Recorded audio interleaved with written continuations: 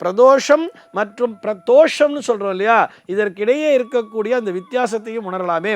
தோஷம்னு சொன்னா ஏதோ ஒரு குறைன்னு சொல்லிட்டோம், தோஷம்னு சொன்னா மகிழ்ச்சி என்றுதான் பொருள். அதாவது பரமேஸ்வரனுக்கு ஆஷு கோபி என்பது போல் ஆஷு தோஷி என்ற பெயரும் உண்டாம்.